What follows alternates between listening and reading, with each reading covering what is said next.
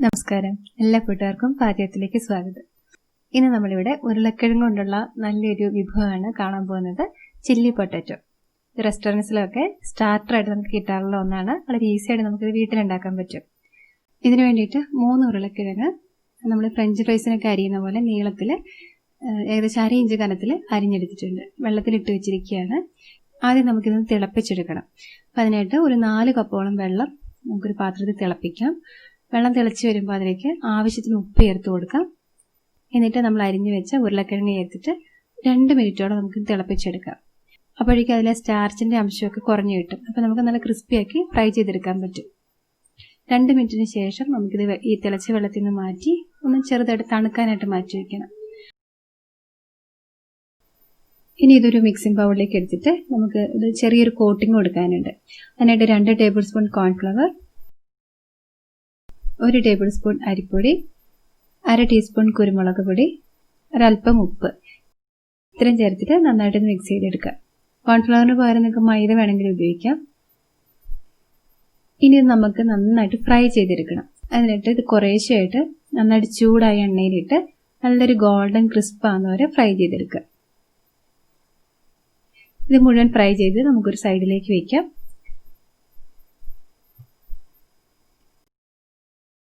ഇനി കുറച്ച് എണ്ണ, ഒരു 2 ടേബിൾ സ്പൂണോളം എണ്ണ ചൂടാക്കിയിട്ട് അതിലേക്ക് ചെറുതായിട്ട് അരിഞ്ഞിട്ടുള്ള വെളുത്തുള്ളി 1 ടേബിൾ സ്പൂൺ, ചെറുതായിട്ട് അരിഞ്ഞ ഇഞ്ചി 1 ടേബിൾ സ്പൂൺ, പച്ചമുളക് ചെറുതായിട്ട് അരിഞ്ഞത്, അത് നമ്മുടെ എരിവിനനുസരിച്ച് എടുക്കാം.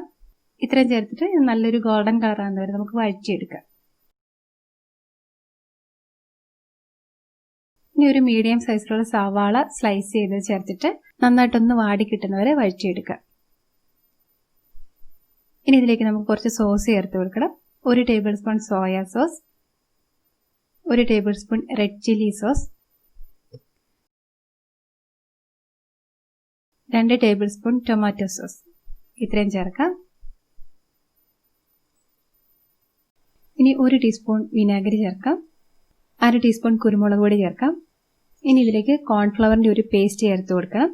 അത് 2 ടീസ്പൂൺ കോൺഫ്ലവർ 1/4 കപ്പ് വെള്ളത്തിൽ മിക്സ് ചെയ്തതാണ്. ഇതിലേക്ക് ചേർത്തിട്ട് നന്നായിട്ട് തിളച്ച് വരുന്നവരെ നമുക്കൊന്ന് ഇളക്കി കൊടുക്കുക.